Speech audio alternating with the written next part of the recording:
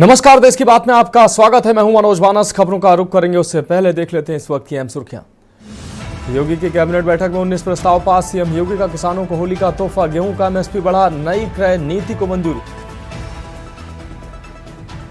संसद में नई शिक्षा नीति ट्रॉय लैंग्वेज पर हंगामा। डीएम के सांसद नारेबाजी करते शिक्षा मंत्री के करीब पहुंचे। प्रधान बोले ये बेईमान। लोकसभा में राहुल गांधी ने की मांग। मतदाता सूची के मुद्दे पर लोकसभा में चर्चा की मांग की। राहुल ने कहा पूरे देश में वोटर लिस्ट पर सवाल उठ रहे हैं, इस पर चर्चा होनी चाहिए। पंजाब में किसानों ने किया मंत्री एमएलए के घरों का घेराव। जालंधर में किसानों को पुलिस ने रोका। पंधेर बोले एमएसपी पर चर्चा करे सरकार। छत्तीसगढ़ के पूर्व सीएम भूपेश के घर ईडी की रेड। शराब घोटाले में बेटे चैतन्य के ठिकानों समेत 14 जगहों पर छापेमारी, दस्तावेज की जांच। और सीधी में टैंकर और जीप की टक्कर, 8 की मौत, 13 लोग घायल हुए हैं, 7 की हालत गंभीर। मुंडन संस्कार में मैहर जा रहे थे लोग। आप देख रहे हैं के न्यूज, खबरों का सारथी। और अब खबरें विस्तार से। अहम खबर से बुलेटिन की शुरुआत करते हैं। राजधानी लखनऊ से अहम खबर, जहां यूपी कैबिनेट में 19 प्रस्तावों पर मुहर लगी है। महर्षि दधीच आश्रम के विकास का प्रस्ताव मंजूर किया गया है। नैमिसारण के पास 2 एकड़ जमीन मिलेगी। धार्मिक व सांस्कृतिक महत्व को बढ़ावा मिलेगा। आगरा में मेट्रो प्रोजेक्ट को बड़ी मंजूरी मिली है। आवास विकास ने मेट्रो को जमीन आवंटित की है। तो मेट्रो डिपो निर्माण के लिए गृह विभाग की जमीन दी गई है। कैबिनेट की बैठक में 19 प्रस्ताव पास किए गए। नई गेहूं खरीद नीति को कैबिनेट से मंजूरी दी गई है। 2425 रुपए के हिसाब से होगी प्रदेश में गेहूं की खरीद। बलिया में मेडिकल कॉलेज को जमीन हस्तांतरित करने का प्रस्ताव पास हुआ है। लोक भवन में कैबिनेट बैठक में निर्णय लिया गया।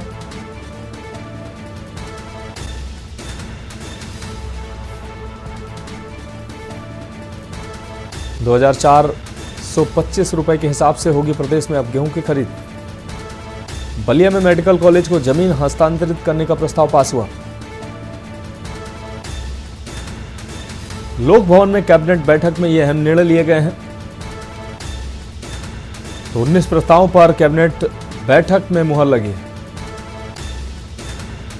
महर्षि दधीच आश्रम के विकास का प्रस्ताव मंजूर किया गया है। नैमिसारण के पास 2 एकड़ जमीन मिलेगी। धार्मिक व सांस्कृतिक महत्व को बढ़ावा मिलेगा। आगरा में मेट्रो प्रोजेक्ट को बड़ी मंजूरी मिली है। आवास विकास ने मेट्रो को जमीन आवंटित की है।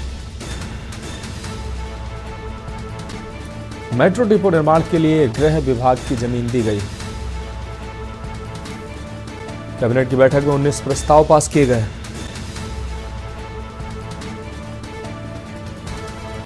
नई गेहूं खरीद नीति को कैबिनेट से मंजूरी मिली है। 2425 रुपए के हिसाब से होगी प्रदेश में गेहूं की खरीद। बलिया में मेडिकल कॉलेज को जमीन हस्तांतरित करने का प्रस्ताव पास हुआ है। लोक भवन में कैबिनेट बैठक में लिया गया निर्णय।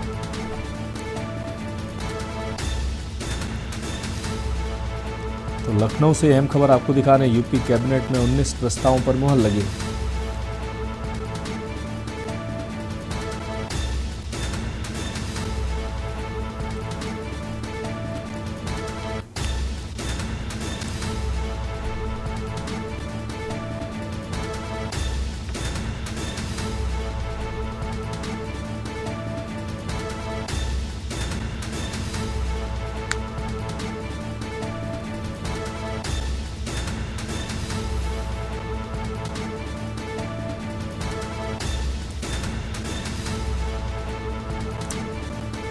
पहाड़ों, आपको बता दें कैबिनेट की बैठक में 19 प्रस्तावों पर मुहर लगी है। कैबिनेट की यह अहम बैठक जिसमें 19 प्रस्तावों पर मुहर लगी है।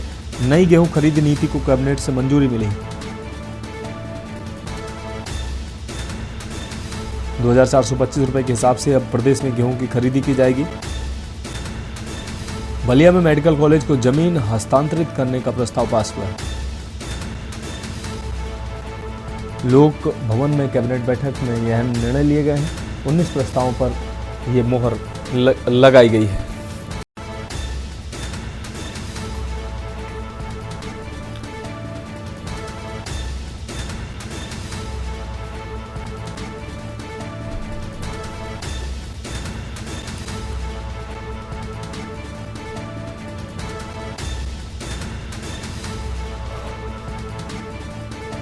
आगरा में मेट्रो प्रोजेक्ट को बड़ी मंजूरी मिली है। आवास विकास ने मेट्रो को जमीन आवंटित की है। मेट्रो डिपो निर्माण के लिए गृह विभाग की जमीन दी गई है। कैबिनेट की बैठक में 19 प्रस्ताव पास किए गए।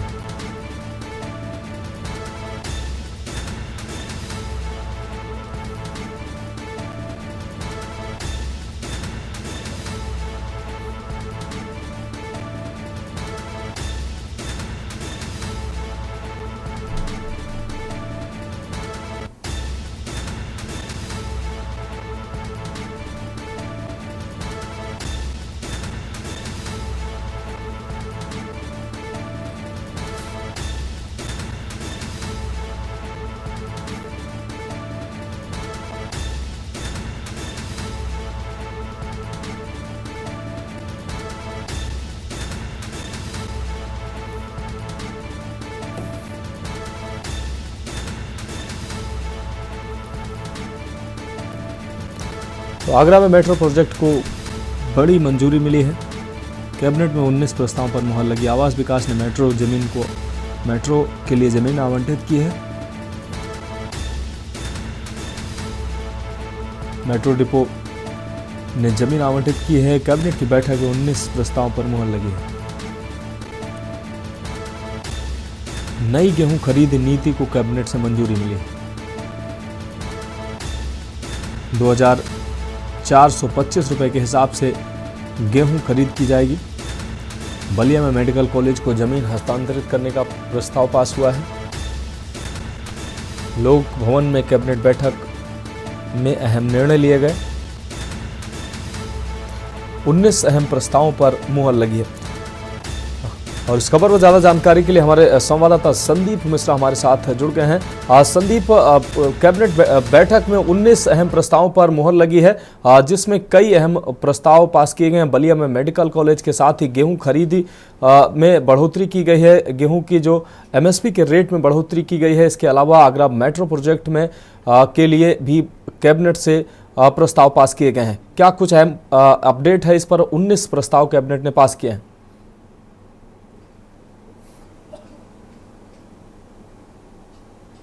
बिल्कुल मनोज, देखिए, कहा जा सकता है कि उत्तर प्रदेश की मुख्यमंत्री योगी आदित्यनाथ की अध्यक्षता में हुई कैबिनेट बैठक में इस बार 19 चीज़ों पर प्रस्ताव पर मुहर लगी है, यानी कि 19 प्रस्तावों को पास किया गया, जिसमें अगर कहा जा सकता है कि गेहूं की खरीद को लेकर के जो चर्चाएं हो रही थी किसानों के लिए, आखिर किस तरीके से इसका लाभ मिलेगा, कैसे होगा, तो इसमें 24-25 रुपये की हिचापा जो है वो किया गया है। इसके साथ साथ प्रदेश भर में लगभग 6500 केंद्र स्थापित किए जाएंगे। ये एक बड़ी बात है। इसके साथ अगर चर्चा करें तो गेहूं की खरीद की मंजूरी जो है वो दे दी गई है। और इसके साथ बलिया में मेडिकल कॉलेज बनाने की जमीन को लेकर के हस्तांतरित को प्रस्ताव को पास किया गया है। साथ में राजकीय कृषि विश्वविद्यालय है जिसपे नवीन पे नाम दर्ज है, जो कि नर्सिंग कॉलेज और बुंदेलखंड के लिए प्रस्तावित है। ये प्रस्ताव को पास किया गया है। और कानपुर में कटाई से मिल रही भूमि के में यूपी सीडा का दिया जा गया है। तो इस तरीके के प्रस्तावों पर मोहर लगाई गई है, यानी कि 19 प्रस्तावों पर मोहर लगाई गई। इसके साथ आगरा में मेट्रो निर्माण को लेकर के जो कार्य किए जा रहे थे उस पर भी प्रस्ताव दिया गया है। तो इसके साथ साथ बलिया में मेडिकल कॉलेज बनाने के लिए दिया गया है। और साथ ही साथ में नैमिष में 2 एकड़ जमीन जो है वो देने की बात गई है। तो इस तरीके के प्रस्ताव, लगभग 19 प्रस्ताव ऐसे थे जिन पर जो है मोहर लगा दी गई है, यानी कि इन प्रस्तावों को मंजूरी जो है कैबिनेट ने दे दी है। जी निश्चित रूप से संदीप, अगर बात करें सैफई मेडिकल कॉलेज का जो बजट है वो भी बढ़ाया गया, 1 अरब 6 करोड़ रुपए किया गया है। इसके अलावा 300 बेड, यहाँ पर 300 बेड और बढ़ाए जाएंगे इस मेडिकल कॉलेज में। इसके अलावा बात करें तो उत्तर प्रदेश में मेट्रो रेल कॉरपोरेशन लिमिटेड में आगरा के अलावा अन्य जो है संभावनाएं तलाशी जाएंगी कि अन्य जो जनपदों में मेट्रो का जो विस्तार है वो करने की बात इसमें की गई है। इसके अलावा शहरी नियोजन विभाग के पक्ष में भी शुल्क हस्तांतरण जैसे अहम फैसले लिए गए हैं। तो कहीं ना कहीं ये जो कैबिनेट ने 19 फैसले प्रस्ताव पास किए हैं, तो अब ये बड़े प्रस्ताव हैं और प्रदेश वासियों के हित में ये अहम फैसले लिए गए।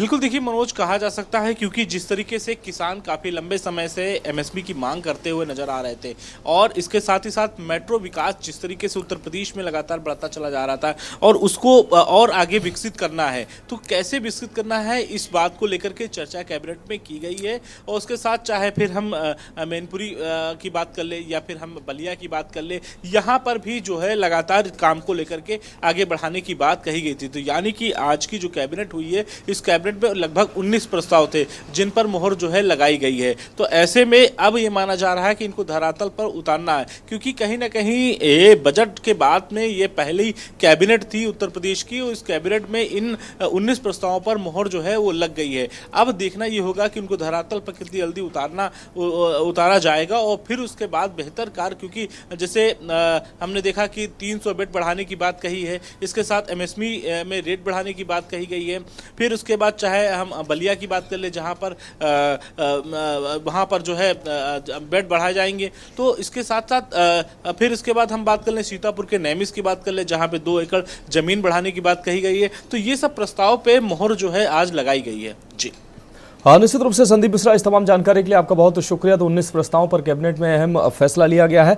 गोरखपुर इंडस्ट्रियल डेवलपमेंट एरिया के लिए भी प्रस्ताव पास किया गया है। यमुना एक्सप्रेस वे औद्योगिक विकास प्राधिकरण क्षेत्र में भूस्वामियों से आपसी सहमति से क्रय की जाने वाली जमीन पुनरीक्षित किए जाने के संबंध में फैसला लिया गया है। इसके अलावा स्मार्ट सिटी की योजना 2 साल और बढ़ाई गई है। गोरखपुर, मथुरा, गाजियाबाद, अयोध्या, मेरठ, फिरोजाबाद के लिए भी ये लागू की गई है।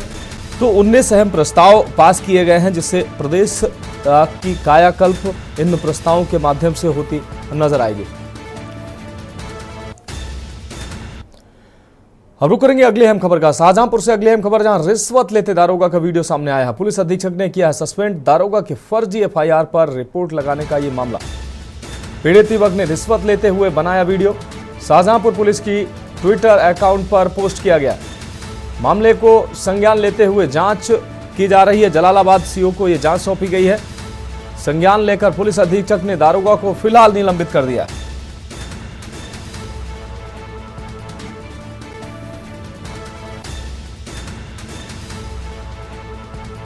तो पीड़ित युवक ने रिश्वत लेते दारोगा का वीडियो बनाया। शाहजहांपुर पुलिस की ट्विटर अकाउंट पर यह वीडियो पोस्ट किया गया। यह अहम खबर शाहजहांपुर से आपको दिखा रहे हैं। मामले को संज्ञान में लेते हुए जांच की जा रही है। जलालाबाद सीओ को यह जांच सौंपी गई है। आपको बता दें, संज्ञान लेकर इस घटना का संज्ञान लेकर पुलिस अधीक्षक ने फिलहाल दारोगा को निलंबित कर दिया है। शाहजहांपुर से अहम खबर आपको दिखा रहे हैं। रिश्वत लेते दारोगा का वीडियो सामने आया है। आप देख सकते हैं ये तस्वीरें, जहां अभी तो 2 ही लाए हैं। 500 की ये नोट गिनता नजर आ रहा है दारोगा। तो शाहजहांपुर से ये खबर, रिश्वत लेते दारोगा का वीडियो सामने आया।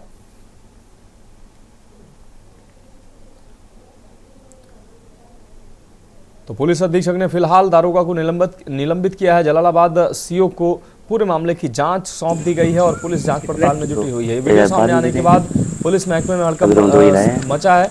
वहीं पुलिस अधीक्षक ने दारोगा को निलंबित कर दिया है। जलालाबाद सीओ को मामले की जांच सौंपी है।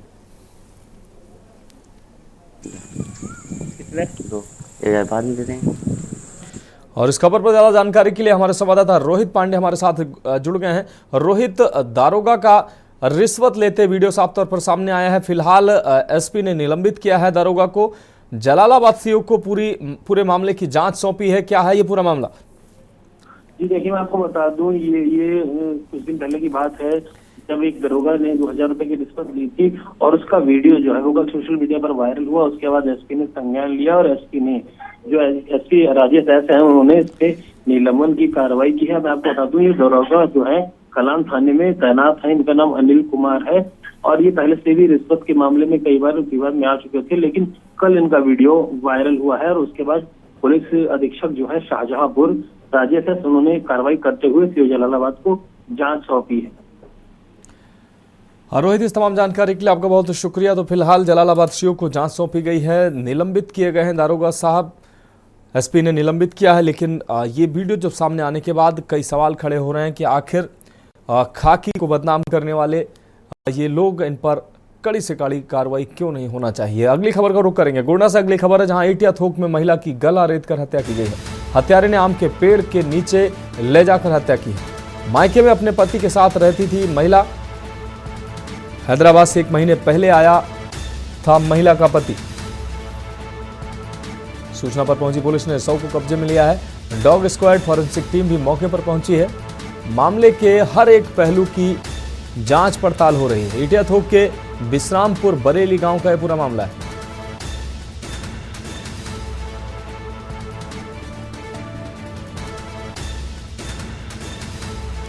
तो मामले के हर पहलू की जांच पुलिस कर रही है। गोंडा से अहम खबर आपको दिखा रही है। इटिया थोक के विश्रामपुर बरेली गांव का यह पूरा मामला है। इटिया थोक में महिला की गला रेत कर हत्या की गई है। यह अहम खबर आपको दिखा रहे हैं। हत्यारे ने आम के पेड़ के नीचे ले जाकर हत्या की। मायके में अपने पति के साथ रहती थी महिला। हैदराबाद से 1 महीने पहले ही आया था महिला का पति। सूचना पर पहुंची पुलिस ने शव को कब्जे में लिया। तो गोंडा से ये खबर आपको दिखा रहे हैं। डॉग स्क्वाड फॉरेंसिक टीम मौके पर पहुंची है और जांच पड़ताल कर रही है। मामले के हर पहलू की पुलिस जांच पड़ताल कर रही है। इटिया थोक के विश्रामपुर बरेली गांव का यह पूरा मामला है।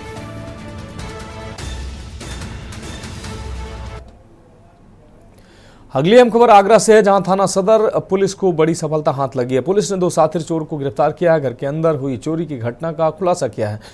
चोरी की गई ज्वेलरी पुलिस ने बरामद की है। बरामद ज्वेलरी की कीमत लगभग 5 लाख रुपए बताई जा रही है। घर की रेकी कर रात को चोरी की घटना को अंजाम देते थे ये आरोपी। घर के अंदर हुई चोरी की घटना का पुलिस ने खुलासा किया। चोरी की गई ज्वेलरी पुलिस ने बरामद की है।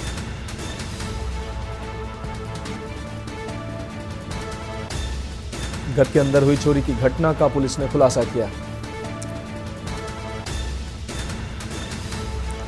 चोरी की गई ज्वेलरी भी पुलिस ने बरामद की है। बरामद ज्वेलरी की कीमत लगभग 5 लाख रुपए बताई जा रही है। तो तस्वीरें आप देख सकते हैं, ये बरामद ज्वेलरी है जिसकी कीमत लगभग 5 लाख रुपए बताई जा रही है। आगरा के थाना सदर पुलिस को यह सफलता हाथ लगी।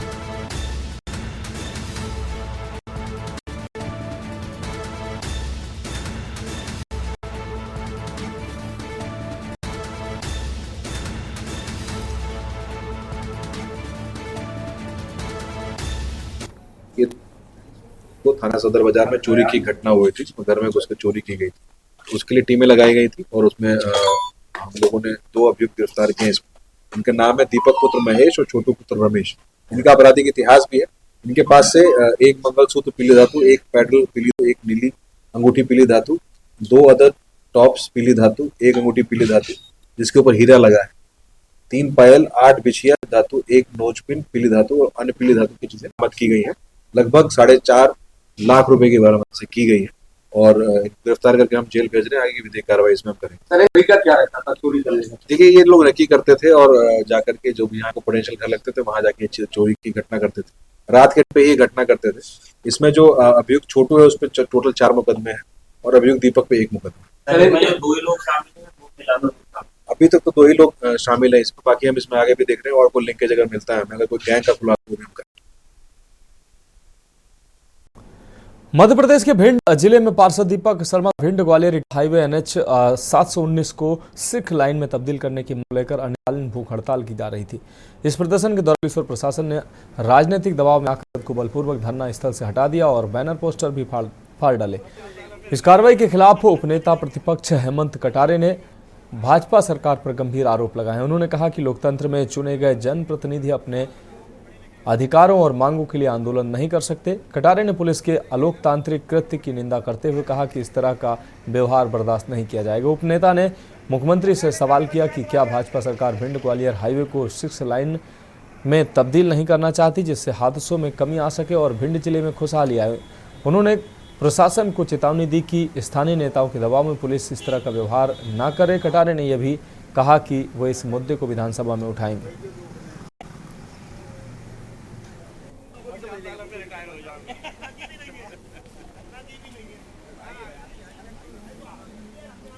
ग्वालियर से भिंड होकर इटावा तक जाने वाला जो नेशनल हाईवे है इसको लेकर निरंतर मांग उठ रही है कि इसको 6 लेन में तब्दील किया जाना चाहिए, क्योंकि जिस प्रकार से प्रत्येक दिन इस हाईवे पर घटनाएं हो रही हैं और लाखों की संख्या में लोगों की मौत हो चुकी है इस हाईवे के ऊपर घटनाओं के चलते।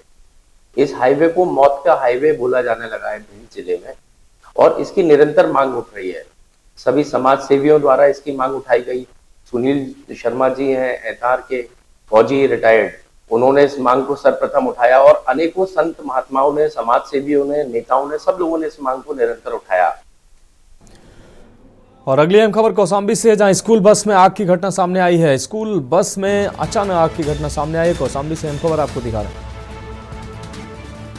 बस में सवार थे लगभग 2 दर्जन बच्चे। तो ये तस्वीरें साफ तौर पर सामने आई है। स्कूल से घर जाने के दौरान यह हादसा हुआ है।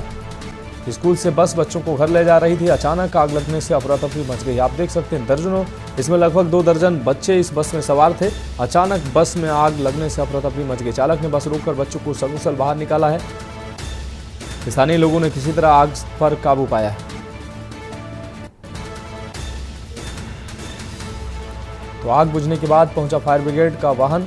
अनिरुद्ध पांडे हमारे संवाददाता ज्यादा जानकारी के लिए हमारे साथ जुड़ गए हैं।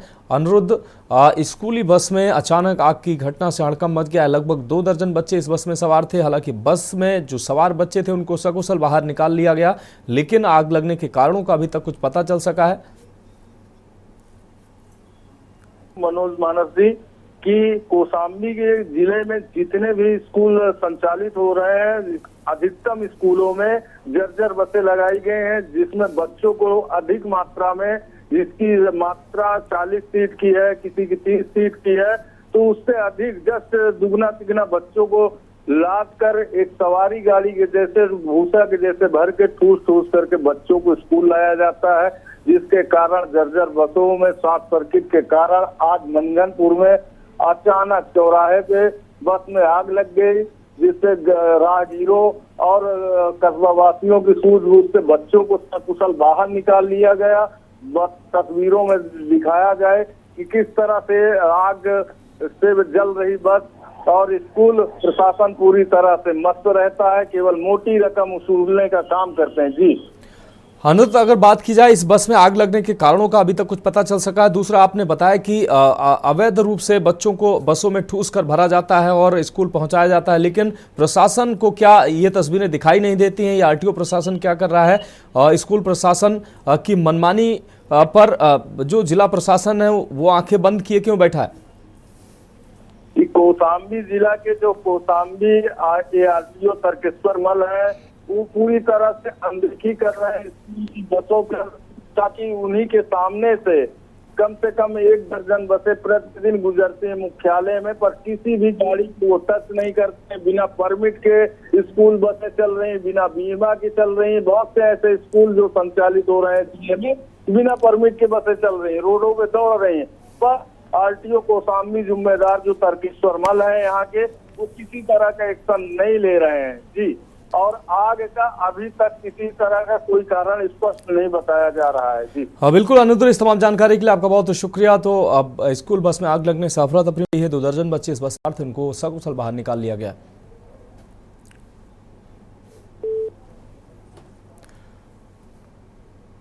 रुक करेंगे अगली अहम खबर का। खबर बहराइच से है, जहां मटेरा में श्याम की निशान यात्रा धूमधाम से निकाली गई। यात्रा में ध्वज लिए श्रद्धालु भक्ति की धुनों पर थिरकते नजर आए। निशान यात्रा का कस्बे में जगह जगह पुष्प वर्षा कर स्वागत किया गया। शोभा यात्रा में करीब 1000 ध्वज हाथों में लिए महिला व पुरुष श्रद्धालु चल रहे थे। निशान यात्रा मटेरा से होती हुई मटेरा चौराहे गेट तक पहुंची, जहां श्रद्धालुओं ने पुष्प वर्षा कर यात्रा का स्वागत किया।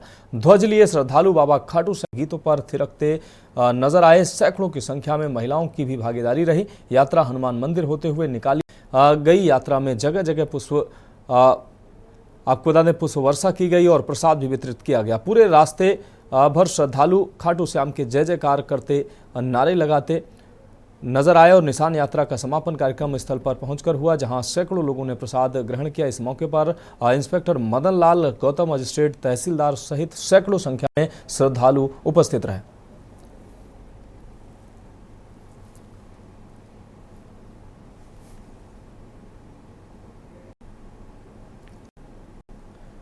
तो धूमधाम से निकाली गई खाटू श्याम खाटू बाबा की शोभा यात्रा, जगह जगह पुष्प वर्षा कर स्वागत किया गया। निकाली गई खाटू श्याम की निशान यात्रा।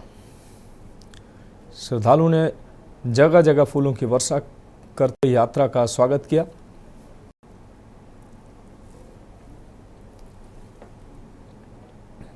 श्री खाटू श्याम मंडल मटेरा के तत्वाधान में यात्रा निकल रही है और ये मटेरा बाजार से होते हुए औखारा, मटेरा चौराहा, मुनीमपुर, मौनियापुर, दौड़ लादा होते हुए नानपारा श्री श्याम खाटू मंदिर में जाके निशान का समापन होगा। पर पूरी तरीके से तय है और उनकी पूरी तरह।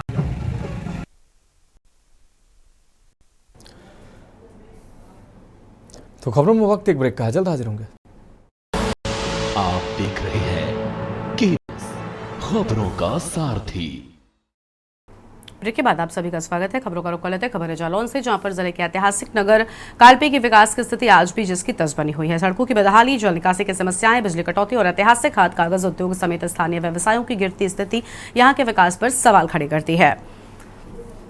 सरकार और प्रशासन के प्रयासों के बावजूद कालपी का विकास अधूरा है। साफ सफाई की कमी, मूलभूत सुविधाओं की दयनीय स्थिति ने जनता की परेशानी बढ़ा दी है। स्थानीय लोग विकास की उम्मीद लगाए बैठे, लेकिन हकीकत कुछ और ही बयान करती है। देखिए हमारे संवाददाता माजिद अरमान की ग्राउंड रिपोर्ट। एक तो बिजली की बहुत समस्या है, 24 घंटे में 50 बार जाती आती है। उससे जो है वोल्टेज और एम्पियर लाइन लॉस होता है, जिससे नुकसान होता है। अगर कंटिन्यू 4 घंटे आए तो 6 घंटे के बराबर काम होता है। अच्छा। लोग 6-7 हज़ार बेरोजगार हो गए। हमारे यहाँ 12-13 आदमी काम करते थे, अब 2 लोग काम कर रहे हैं। हम लोग छोटे छोटे उद्योग हैं, इनके से हम लोग लगे रहे, तब हम लोग दाल रोटी चला। तकरीबन 45,000 की आबादी वाले कालपी नगर क्षेत्र के अगर हम विकास की बात करें तो यहाँ पे लगातार लोगों की आलोचनाएं सामने आ रही हैं। लोगों का कहना यह है कि जिसका कोई कार्य नहीं हुआ। हालांकि विकास कार्य को लेकर हमारी टीम ने जब सर्वे किया तो कहीं ना कहीं लोगों की बातें सत्य नजर जरूर आ रहे हैं। तो कालपी नगर पालिका के जिस तरीके से कार्य को लेकर लोगों ने की जो बातें थी, जो वो लोग आलोचना कर रहे थे कि जिस तरीके से कि यहाँ पे कालपी को विकास नहीं हुआ है, तो कहीं ना कहीं कोई विकास की सड़कें हो या बिजली हो या फिर नगर पालिका की नालियां हो, तो जिसको लेकर लोग लगातार अभी मांग करते आ रहे हैं। खाना पूर्ति कर दी जाएगा। बहरहाल विकास को लेकर लगातार लोगों की मांग अभी भी जारी है। कैमरा पर्सन मनीष पांडे के साथ माजिद अरमान के न्यूज़ जालौन। इंदौर से खबर है, चैंपियंस ट्रॉफी जश्न के दौरान महू में सांप्रदायिक तनाव की बात सामने आई है। विजय जुलूस निकाल रहे युवाओं पर पथराव, गाड़ियों में आगजनी की घटना देखने को मिली है। भारत की जीत के जश्न के बाद महू में विवाद हुआ था। विधायक उषा ठाकुर का बयान, पथराव करने वालों को बख्शा नहीं जाएगा। वीडियो में जो पथराव करते दिख रहे हैं उन पर कार्रवाई होगी। बड़ी जानकारी आपको हम बता रहे हैं।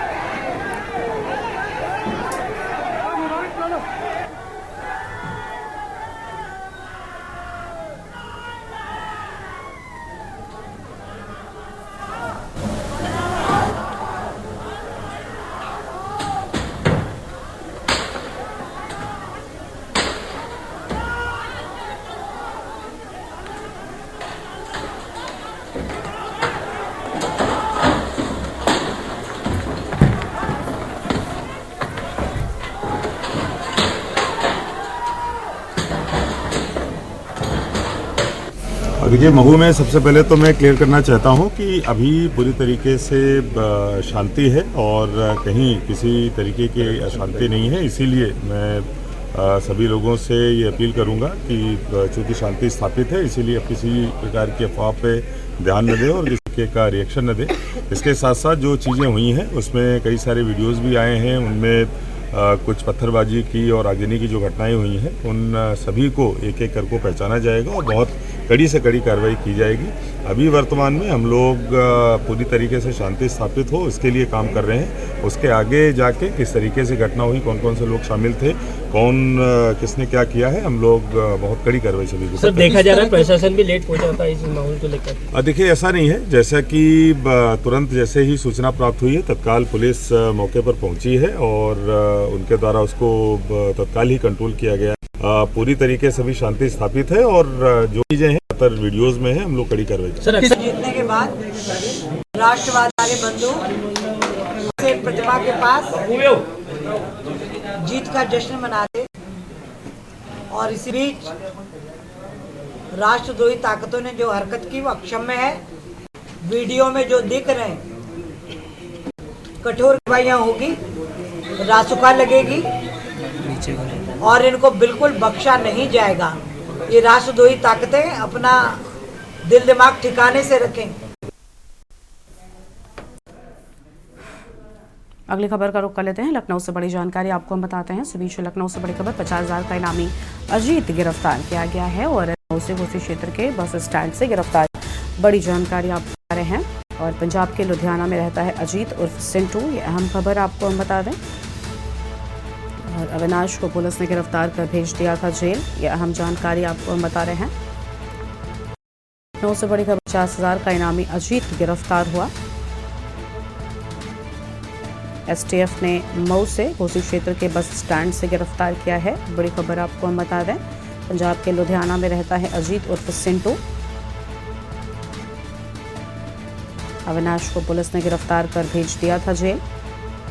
ये बड़ी खबर आपको हम बता रहे हैं। लखनऊ से खबर, 50,000 का इनामी अजीत गिरफ्तार किया गया। एसटीएफ ने मऊ से घोसी क्षेत्र के बस स्टैंड से गिरफ्तार किया।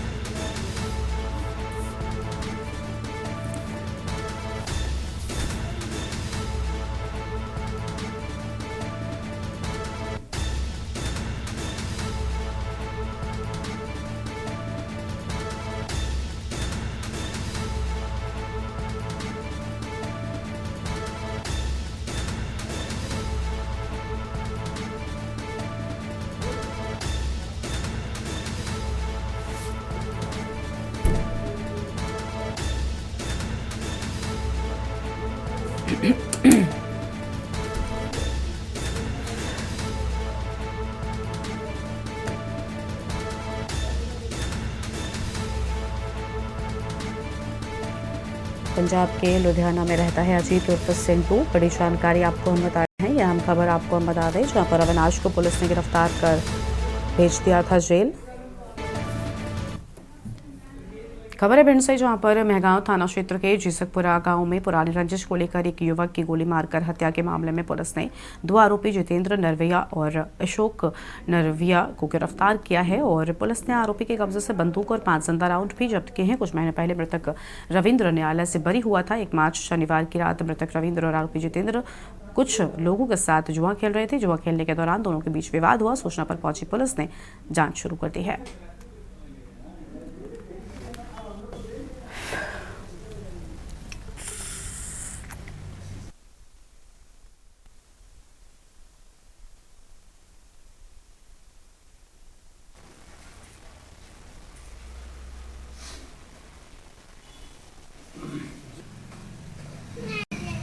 एक मार्च 2025 की बात है। ये शाम को 9 से 9:30 के बीच एक घटना घटी थी। ग्राम जीसकपुरा में एक व्यक्ति की गोली मारकर हत्या कर दी गई थी।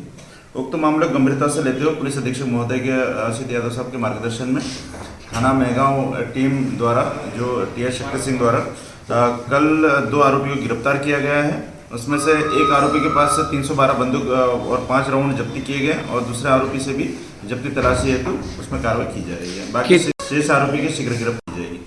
कितने आरोपी बनाए गए थे? ये पूरे प्रकरण में जब एफआईआर की गई थी तो 8 आरोपी बनाए गए थे और इस प्रकरण को शुरुआत से ही हमारे वरिष्ठ अधिकारी एसपी साहब और माइक्रो साहब द्वारा गंभीरता से लेते हुए इसमें लगातार प्रयास किए गए और उसी प्रयास के सफलता से आज 2 आरोपी गिरफ्तार हुए। मंडला जिले के ग्राम बरई में अंतर्राष्ट्रीय महिला दिवस के मौके पर एक विशाल कार्यक्रम आयोजित किया गया। इस कार्यक्रम का आयोजन प्रयास शिक्षा समिति के तत्वाधान में किया गया, जिसमें हजारों ग्रामीण महिलाओं ने भाग लिया। कार्यक्रम की अध्यक्षता ग्राम पंचायत बरई की सरपंच कुंती कुलेश ने की, जबकि मुख्य अतिथि समाज सेविका उत्तरा पड़वार रही। समाज सेविका उत्तरा पड़वार, जिन्होंने सन 2016 में महिला सशक्तिकरण के लिए राष्ट्रपति द्वारा सम्मानित किया गया था, ने सभा को संबोधित करते हुए कहा कि शिक्षा ही समाज के सभी वर्गों का उत्थान करने का सबसे प्रभावी रास्ता है। इस पर यह कहना चाहूँगी कि आज हमारी महिलाएं जागृत हो गई हैं। पहले छोटे छोटे गांव में मनाया करती थी, अब विस्तार से महिला दिवस मनाती हैं एवं अपने अधिकार के बारे में वो सजग हो गई हैं। लगभग कितने गांव की महिलाओं को आपने समूह को जोड़ चुका है, संगठन बना चुके हैं? कम से कम 150 गांव की महिलाओं को हमने जोड़ चुका है, जिसमें मंडला डिंडौरी की महिलाएं भी शामिल हैं। आज लगभग कितने लोग यहाँ थे?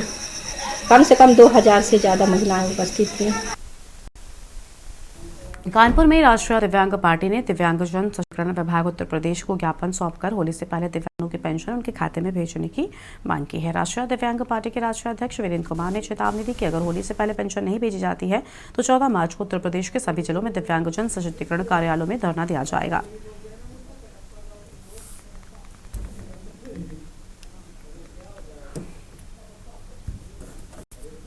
आज दिव्यांगजनों की पेंशन रुकी है। कानपुर में हजारों लोगों की रुकी है। उत्तर प्रदेश में 1 लाख से ज़्यादा लोगों की पेंशन रुक गई है। NPCI KYC होने के बाद भी निदेशालय स्तर से जो पेंशन आती है वो पेंशन अभी तक नहीं आई। इतना बड़ा त्यौहार है, होली का है, ईद का त्यौहार है, और दिव्यांगजन कहाँ जाएंगे त्यौहार मनाने? किससे मांगने जाएंगे पैसा कि दो हम त्यौहार मनाएंगे? अगर दिव्यांगजन सशक्तिकरण निदेशालय दिव्यांगों की पेंशन होली के पहले नहीं भेजता है तो होली वाले दिन 14 तारीख को हम यहीं इसी कार्यालय में धरना देंगे और पूरे उत्तर प्रदेश के जितने भी जिला दिव्यांग सशक्तिकरण कार्यालय हैं सब जगह धरना दिया जाएगा। अम्बेडकर नगर के अकबरपुर कोतवाली क्षेत्र के दोस्तपुर रोड और हन्ना चौराहे पर 35 वर्षीय युवक का शव मिलने से हड़कंप मची। युवक की पहचान अलीपुर कोडरा के निवासी पे हुई है। पुलिस ने हत्या की आशंका जताई है। हालांकि अभी हत्या के कारण और आरोपियों का कोई भी खुलासा नहीं हो पाया है। घटना की जानकारी सदर कोतवाल के बाद सीओ नेशनल SP भी घटनास्थल पहुंच गए। को पुलिस ने कब्जे में लेकर पोस्टमार्टम भेज दिया है। मामले की जांच जारी है।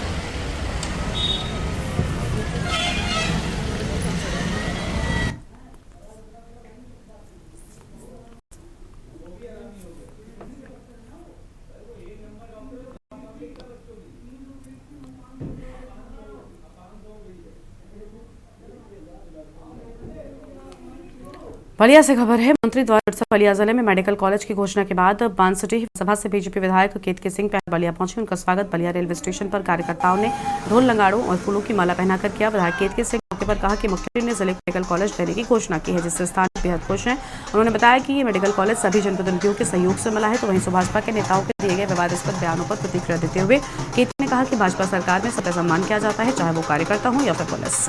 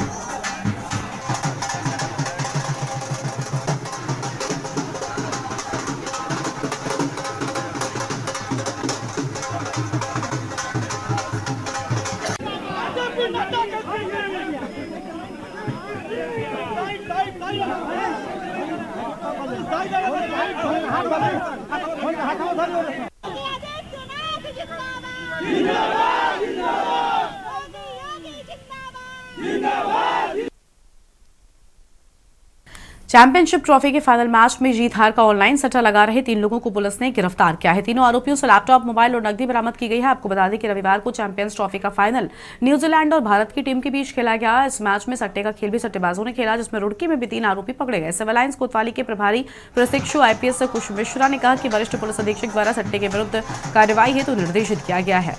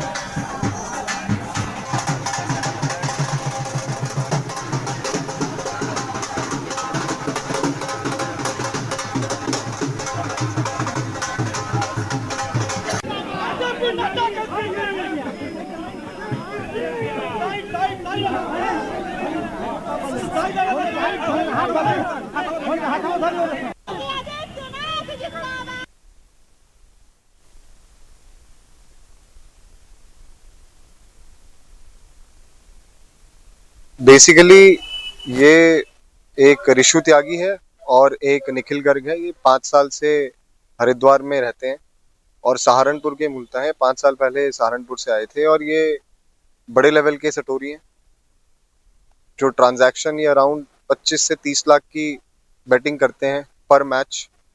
और ये आपके सामने वीडियो में आप देख सकते हैं अराउंड 10 के करीब मोबाइल और ये इलेक्ट्रॉनिक गैजेट्स बरामद हुए हैं इनसे। सर ये कहाँ से बैटिंग संचालित कर रहे थे इस कार्य को जो आपने पकड़ा? ढंडेरा क्षेत्र में है एक जगह, वहां से संचालित कर रहे थे। रात में हमारी सूचना आई, हमें मिली तो हमने अपनी टीम को भेजा वहाँ। कुछ नकदी वगैरह भी बरामद करी है सर आपने? नकदी अराउंड 8,000 रुपए है। बाकी इनका ट्रांजैक्शन कैश और उधारी पे ही होता है और इसके बाद बाकी विवेचना का विषय। सर कितना लगभग इसके पास जो ऑनलाइन जो कैश वगैरह आपने जांचा हो कितना पाया गया सर? देखिए जो लैपटॉप की एक प्राइमरी इंक्वायरी से हमें ये पता चला कि अराउंड 25 लाख की बेटिंग थी कल न्यूजीलैंड और इंडिया के मैच में। लक्सर नगर पालिका बोर्ड की पहली बैठक में पालिका अध्यक्ष संजीव नीतू के अलावा क्षेत्र विधायक मोहम्मद शहजाद ने भी शिरकत की है। बैठक में नगर की सफाई व्यवस्था, अतिक्रमण हटाने, सरकारी जमीनों के चिन्हीकरण, हाउसिंग टैक्स, टूटी सड़कों और गौशाला निर्माण सहित लगभग 200 प्रस्ताव पेश किए गए। सभी प्रस्तावों को सर्वसम्मति से पारित किया गया। ये बैठक नगर के विकास के लिए महत्वपूर्ण कदम साबित हो सकती है।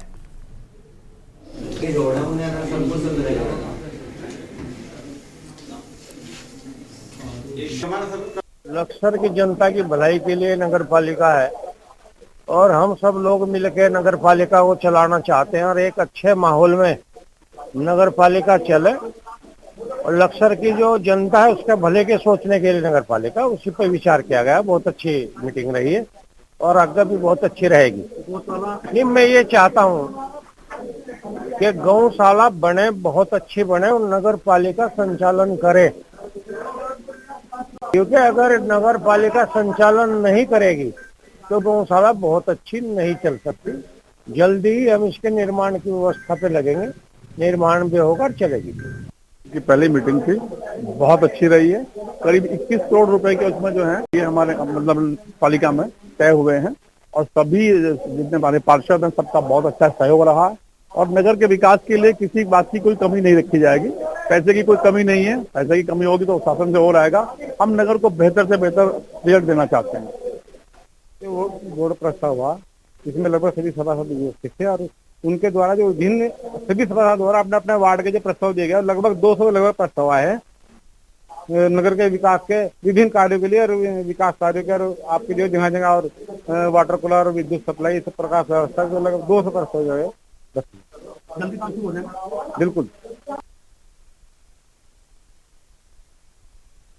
हल्द्वानी में भाजपा संगठन ने एक बार फिर से प्रताप बिष्ट को नैनीताल जिले का जिलाध्यक्ष नियुक्त किया। पार्टी आलाकमान ने उन पर विश्वास जताते हुए नैनीताल जैसे महत्वपूर्ण जिले की जिम्मेदारी सौंपी है। इससे साफ हो गया कि सभी को साथ लेकर चलने वाले प्रताप बिष्ट संगठन के लिए सबसे उपयुक्त नेता हैं। आज पार्टी कार्यालय में उनके नाम की औपचारिक घोषणा की गई। अपने सरल और सौम्य स्वभाव के लिए पहचाने जाने वाले प्रताप बिष्ट ने इस मौके पर भाजपा प्रदेश अध्यक्ष महेंद्र भट्ट, संगठन मंत्री अजय कुमार, मुख्यमंत्री पुष्कर सिंह धामी समेत सभी वरिष्ठ नेताओं और कार्यकर्ताओं का आभार व्यक्त किया गया।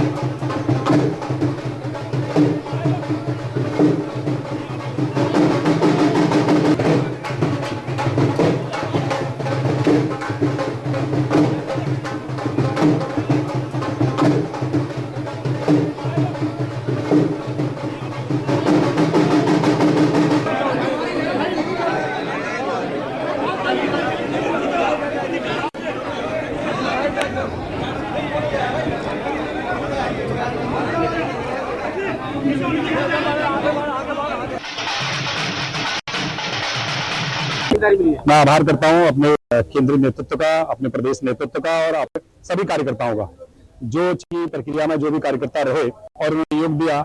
मैं निश्चित तौर पर भारतीय जनता पार्टी के कार्यकर्ता के नाते अपने इस पार्टी को मां मानते हुए मेरे से जिता जाएगा और जिस स्तर तक भी मुझे कार्य करने के लिए कहा जाएगा मैं उस स्तर तक लगातार दिन रात एक होकर के भी इस भारतीय जनता पार्टी को खड़ा करने का प्रयास करूंगा। और भारतीय नेतृत्व, हमारे नेतृत्व द्वारा लगातार जो भी हमें आदेश प्राप्त होंगे उन पर कार्य करते हुए मैं चाहूंगा कि भारतीय जनता पार्टी एक नए आयाम को जाए, नए इतिहास को रचे। इसलिए मैं पुनः आपके माध्यम से सभी का आभार व्यक्त करता हूँ। देखिए, हमारे प्रक्रिया कांग्रेस की तरह नहीं है, कहते हैं जीवन वो हो गया।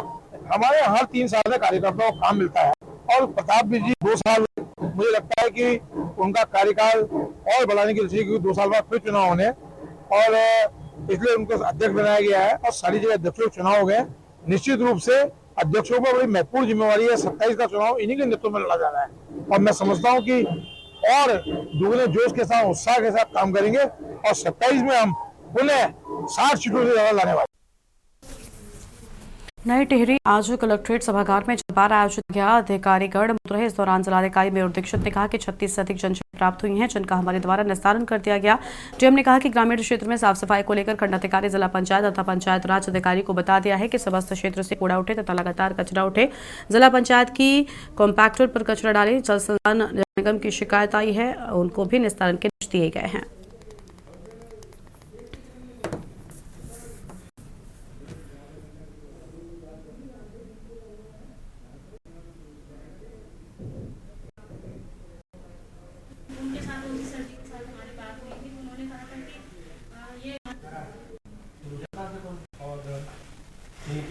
अभी तक जिस शिकायतें हुई हैं अधिकतर का हमने निस्तारण कर दिया है। उसके अतिरिक्त ग्रामीण क्षेत्रों में साफ सफाई को लेकर समस्त खंड विकास अधिकारियों को, जिला पंचायत को और पंचायती राज अधिकारी को बताया गया है कि समस्त गांवों से लगातार कचरा उठे और उसके बाद जिला पंचायत के कॉम्पैक्टर से निस्तारण हो। और इसके अतिरिक्त जल संस्थान, जल निगम की जो शिकायतें आई हैं, कुछ जगह जहाँ बिलिंग हुई है, पानी नहीं आ रहा है या फिर पानी आने की जो आपूर्ति है वो नियमित नहीं, उसके बारे में भी डायरेक्शंस दिए गए हैं। और साथ ही हमारे जनपद में जितने भी आधार सेंटर चल रहे हैं उसके बारे में भी आज रिव्यू किया गया है। अभी तक जो हमें सूचना है, जिसमें विभिन्न विभागों के माध्यम से 20 आधार सेंटर वर्तमान में कार्यरत हैं, उसकी भी हमने कहा है कि सूचना विभाग उसका प्रचार प्रसार करे ताकि लोगों को अधिक दूरी तय न करनी पड़े आधार सेंटर में कोई कार्य कराने के लिए। मंडला जिले के ग्राम बरई में अंतर्राष्ट्रीय महिला दिवस के मौके पर एक विशाल कार्यक्रम आयोजित किया गया। इस कार्यक्रम का आयोजन प्रयास शिक्षा समिति के तत्वाधान में किया गया, जिसमें हजारों ग्रामीण महिलाओं ने भाग लिया। कार्यक्रम की अध्यक्षता ग्राम पंचायत की सरपंच कुंती कलेश ने की, जबकि मुख्य अतिथि समाज सेविका उत्तरा पड़वार रही। समाज सेविका उत्तरा पड़वार, जिन्होंने सन 2016 में महिला सशक्तिकरण के लिए राष्ट्रपति के द्वारा सम्मानित किया गया था, ने सभा को संबोधित करते हुए कहा, शिक्षा ही समाज के सभी वर्गों का उत्थान करने का सबसे प्रभावी रास्ता है।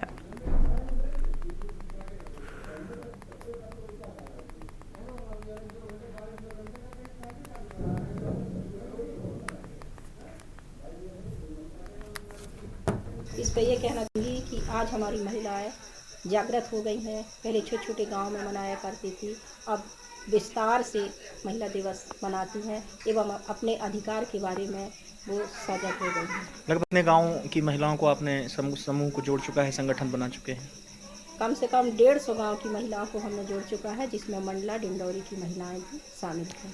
आज लगभग कितने लोग यहाँ उपस्थित थे? कम से कम 2000 से महिलाएं उपस्थित थे। इस बुलेटिन में इतना ही। देखते रहिए के न्यूज़ इंडिया। नमस्कार। आप देख रहे हैं के न्यूज़, खबरों का सारथी।